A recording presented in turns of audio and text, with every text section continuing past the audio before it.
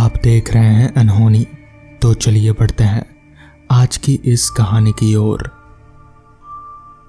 बहुत ही डरावना सपना देखने के बाद वो अचानक जाग उठा। उसकी सांसें तेजी से चल रही थी, चेहरे पर एक खौफ नजर आ रहा था। तभी उसके मोबाइल का अलार्म बज उठा। हालांकि वो जग चुका था, लेकिन जब अलार्म बजा तो उसकी जान में जान आई। अलार्म बंद करने के बाद वो पास ही पड़ी पानी की बोतल उठाया और पूरी की पूरी अपने हलक में उतार दी और पास ही स्विच बोर्ड की तरफ हाथ बढ़ाकर लाइट ऑन की।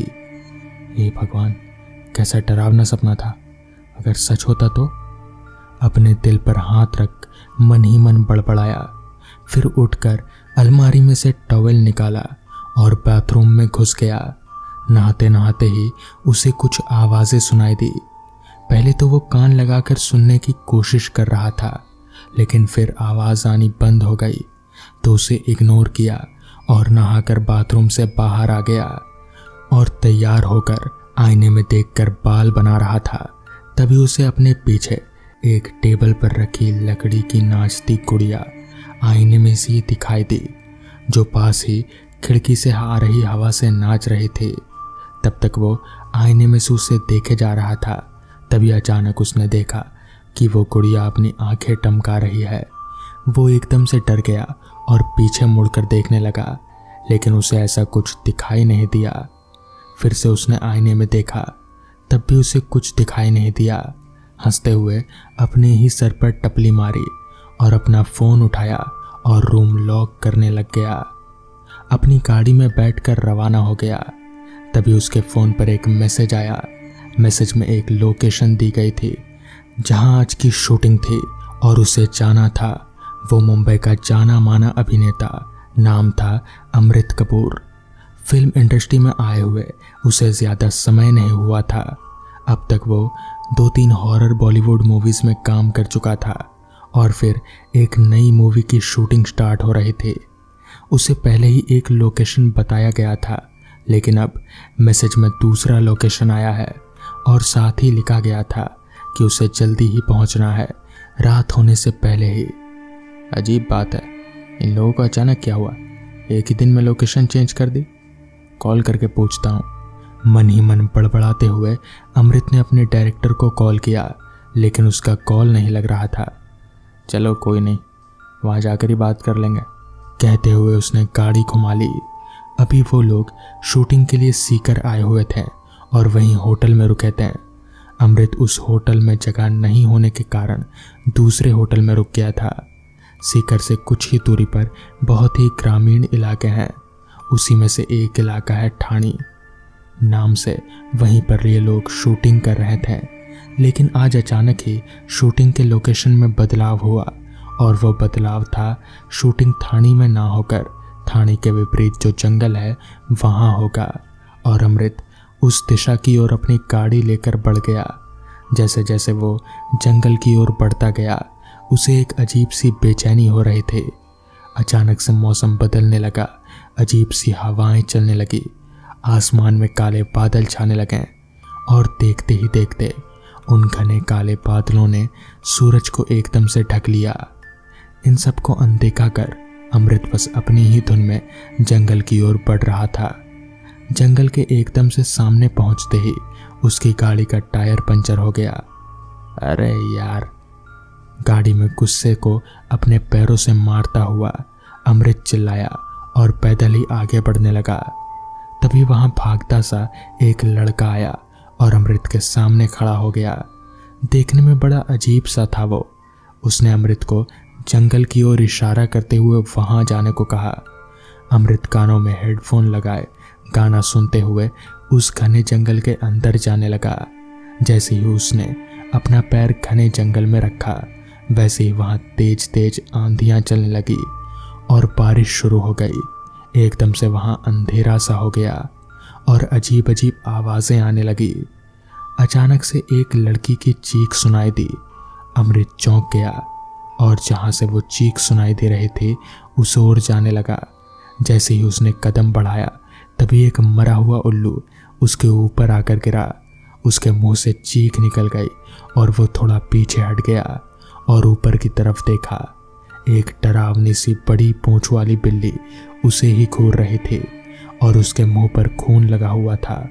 वो वहां से पीछे हटता, तभी उस बिल्ली ने उस पर हमला कर दिया और उसके चेहरे को नोचते हुए वो बिल्ली उसे खाने ही वाली थी कि एक झटके में अमृत ने उसे खुद से दूर फेंक दिया।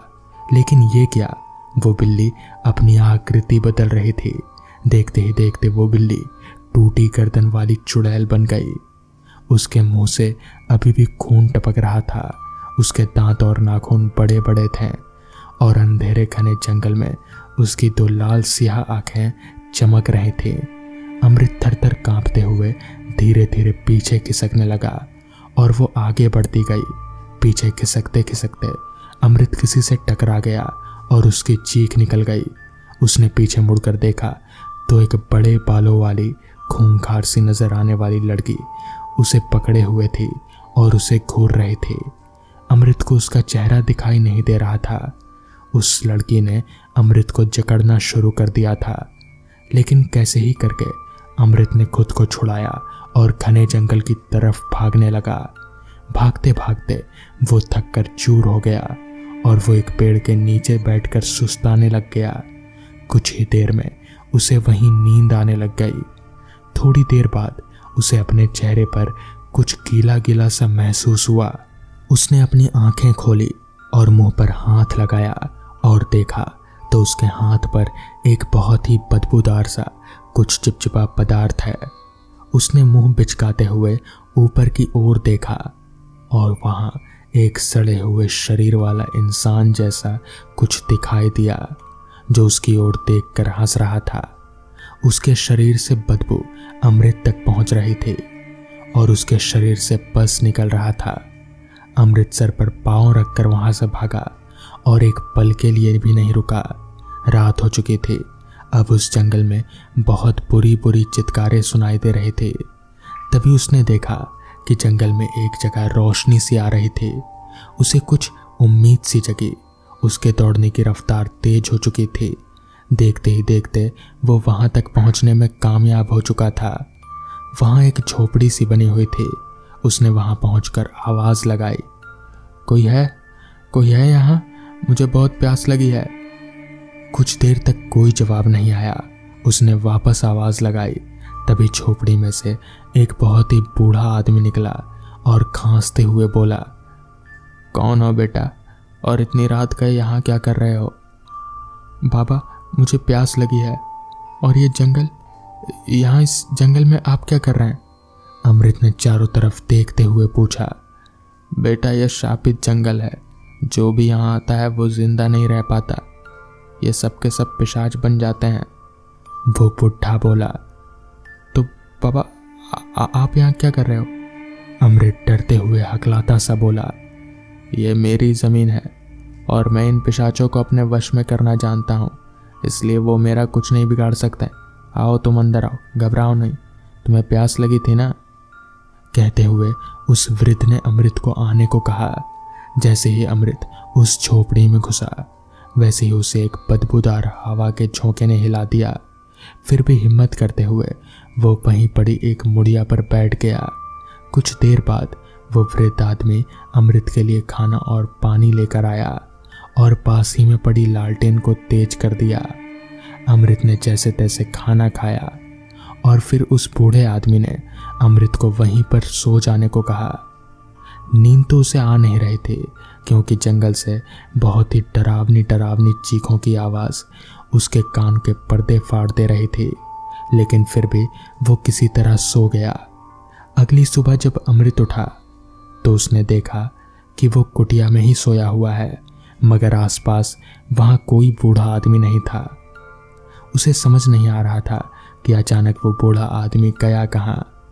जैसे तैसे वो उस जंगल से बाहर निकला और फिर अपनी कार के पास आया और फिर वहाँ से सीधे अपने होटल चला गया, मगर उसे आज तक ये पता नहीं चल पाया कि आखिर वो बूढ़ा आदमी था कौन और उसने उसकी मदद क्यों की। तो दोस्तों, ये थी आज की कहानी। प्लेटफॉर्म की सीट पर बैठा मैं बस अपनी निगाहें डिस्प्ले की ओर घुमाए जा रहा था। जहां अभी तक मेरी ट्रेन का कोई अता पता नहीं था। दरअसल मैं करीब 6 सालों के बाद अपने नानी के घर जा रहा हूँ, जहां मुझे छुट्टियां बिताना काफी अच्छा लगता है। खैर, ट्रेन नहीं आने पर मैंने पता किया तो मुझे पता चला कि मेरी ट्रेन आधा घंटा लेट चल रही है। तो मैं चुपचाप वापस से अपनी सीट पर आकर बैठ गया। तकरीबन आधा घंटा इंतजार करने पर ट्रेन प्लेटफॉर्म पर आकर लग गई। मैं भी ट्रेन में एक विंडो वाली सीट पकड़कर बैठ गया और ट्रेन ठीक सुबह के 11 बजे खुल गई। अगर ट्रेन और लेट ना करे तो मैं ठीक 2 बजे तक नानी घर के स्टेशन पर उतर जाऊंगा। और ठीक वैसा ही हुआ। मैं 2 बजे तक उस स्टेशन पर उतर गया और रिक्शा करके नानी के घर आ गया, जहां सभी से मिलकर मुझे काफी खुशी हुई, खासकर अपने मामा से मिलकर। मैं अपने मामा के काफी करीब था। अभी मैं और मामा बातें कर ही रहे थे कि तभी मामा ने कहा, विपुल, आज रात को मैं मछली पकड़ने जा रहा हूँ, तो तू भी चलेगा मेरे साथ? इस पर मैंने बिना सोचे समझे ही मामा को हाँ बोल दिया, क्योंकि मुझे भी मामा के साथ मछली पकड़ने में काफी अच्छा लगता था। दरअसल मेरे मामा नाव लेकर नदी में घूम घूम कर मछली पकड़ा करते थे और सुबह होते ही उन मछलियों को बाजार में बेच आते। खैर, दोपहर का खाना पीना खाने के बाद हमने थोड़ा आराम किया और अंधेरा होते ही रात का खाना लेकर नदी के पास आ गए, जहां मामा ने मुझसे कहा, विपुल, तू नाव में बैठ, मैं रस्सी खोल कर आता हूँ। मामा की बात सुनकर मैं नाव में चढ़कर बैठ गया और मामा भी रस्सी खोलकर नाव में आ गए। हमारा नाव काफी छोटा था, जिसमें बस 2 लोग ही आराम से बैठ या सो सकते थे। मामा नाव को चप्पू के सहारे चलाए जा रहे थे। चलते चलते हम घाट से काफी दूर आ गए थे, मगर अभी तक हमें एक भी मछली नहीं मिली थी। जिस पर मामा ने कहा, लगता है कोई नाव अभी अभी मछली पकड़ कर गया यहाँ से, इसलिए मछली नहीं मिल रही। जिस पर मैंने कहा, तो क्या करें मामा अब? इस पर मामा ने कहा, हम लोग नाव को अभी किनारे पर लगा देते हैं और सो जाते हैं, फिर आधी रात को उठकर मछली पकड़ेंगे। ये तो सच बात थी कि मछलियां आधी रात को ही ज्यादा मिलती हैं। मामा ने नाव को किनारे ले आए और नदी के किनारे एक पेड़ से बांध दिया। वो जगह जहां अभी हम थे वो पूरी तरह से जंगलों से घिरा हुआ था। रह रहकर जंगली जानवरों की आवाजें आ रही थी उस जगह से। देखने से तो वो जगह काफी डरावनी मालूम पड़ रही थी। जिस पर मैंने मामा से कहा, मामा, कुछ अजीब नहीं लग रहा यहाँ? जिस पर मामा ने कहा, क्यों, तुम्हें डर लग रहा है क्या? अभी हम बातें कर ही रहे थे कि तभी मैंने पूछा, मामा, आप तो रात रात भर नदी में घूमते रहते हैं ना, आपने कभी भूत वूत देखा है? जिस पर मामा ने कहा, नदी में नहीं, मगर देखा है। इतना सुनने के बाद मैं अब कहाँ चुप रहने वाला था। जिस पर मैंने मामा से कहा, आपने कहाँ देखा है और कब देखा है? इस पर मामा ने बताना शुरू किया। दरअसल आज से करीबन 4 साल पहले की बात होगी। उस दिन भी मैं शाम को ही मछली पकड़ने घर से निकल आया था, मगर उस शाम मुझे काफी सारी मछलियां मिल रही थी और ठीक रात के 10 बजे तक मैंने बहुत सारी मछलियां पकड़ ली। गर्मी का मौसम होने के कारण मैंने तय किया कि जल्दी ही जाकर इन मछलियों को बाजार के दुकानदारों को बेच आता हूँ। ये तय करने के बाद है मैं अपने घर आ गया और अपनी साइकिल पर सारे मछलियों को लेकर निकल गया। उस समय हमारे गांव में बिजली की सुविधा नहीं थी, इसलिए पूरा रास्ता अंधेरे में डूबा हुआ था। सन्नाटा इस कदर पूरे रास्ते पर फैला हुआ था कि रात कीड़ों की आवाज साफ साफ सुनाई पड़ रही थी। रास्ते पर आदमी तो दूर, कोई कुत्ता तलक भी दिखाई नहीं पड़ रहा था। अभी मैं आगे बढ़ ही रहा था कि तभी अचानक से मेरी साइकिल भारी होने लगी और मैं अब 2 आदमियों का भार साइकिल पर महसूस करने लगा। मगर ऐसे कैसे हो सकता था? मैं तो अकेला ही जा रहा था कि तभी मुझे अपने पीछे की ओर से कुछ चबाने की आवाजें आने लगी। मैं जैसे ही पीछे पलटा तो मेरे होश उड़ गए। दरअसल ठीक मेरे पीछे एक औरत बैठी हुई थी जिसकी शक्ल मौत से भी ज्यादा डरावनी थी और वो औरत मेरे थैले में से मछलियों को निकाल कर चबाई जा रही थी। ये देखकर मैं इतना डर गया कि मेरे हाथ पैर कपकपाने लगे, जिस कारण साइकिल से मेरा डिसबैलेंस हो गया और मैं वहीं गिर गया। साइकिल से गिरते ही वो औरत हवा में उड़ने लगी और मेरे मछली से भरे थैले को लेकर जंगल के भीतर चली गई।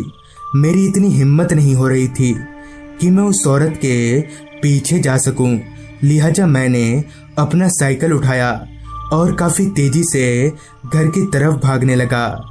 उस दिन शायद मछलियों की वजह से ही मेरी जान बच गई, वरना उस रात वो औरत मुझे चबाती।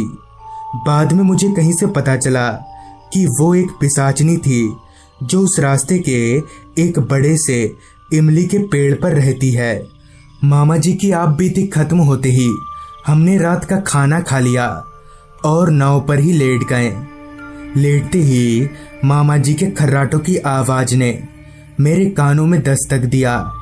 मैं भी अपने आप को काफी अकेला महसूस करके सोने की कोशिश करने लगा और देखते ही देखते मेरी पलकें भारी होने लगी और नींद ने मुझे भी अपने आगोश में ले लिया। फिर काफी तेज आवाज से मेरी आंख खुली तो मैंने जो देखा उसे देखकर मेरे होश फाख्ता हो गए। दरअसल ठीक हमसे कुछ ही दूरी पर एक पेड़ गिरा हुआ था। उस पेड़ के ऊपर एक लंबा चौड़ा आदमी बैठा हुआ था जिसका सिर उसके धड़ से अलग उसके हाथों में था। वो कटा हुआ सर बस मुझे ही देखकर जोर जोर से हंसे जा रहा था। अभी मैं डर के मारे कांप ही रहा था कि तभी वो शैतान चलकर हमारे नाव के पास आया और हमें करीब से देखने लगा। मैं किसी लाश की तरह चुपचाप नाव पर ही लेटा हुआ था।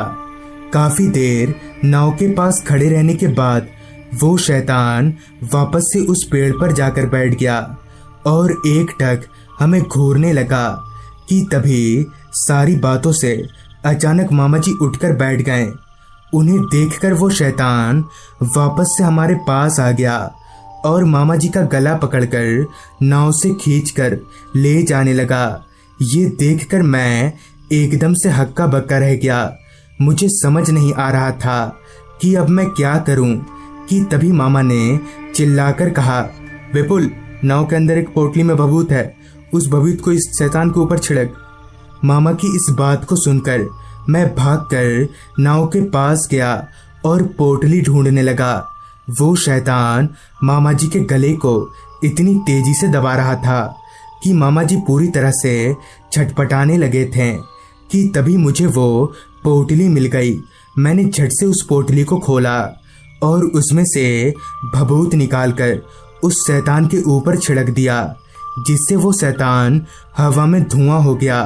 हमने भागकर नाव की रस्सी खोली और नाव लेकर अपने घाट पर आ गए। सुबह हमें पता चला कि वो आदमी एक राक्षस था जो आए दिन रात के वक्त दिख जाया करता है और मौका मिलने पर लोगों को मार देता है। गांव के कई मछुआरों को उस शैतान ने अपना शिकार बना लिया है। उस रात तो हमारी जान बच गई, लेकिन मैं और मामा जी अभी भी उस हादसे को याद करके सहम जाते हैं। तो दोस्तों, ये थी आज की कहानी। अगर आपके पास भी ऐसी ही कोई कहानियां हैं तो हमारे साथ जरूर शेयर करें। तो मैं आर्यन जल्द ही मिलूंगा आपसे ऐसी ही एक कहानी के साथ।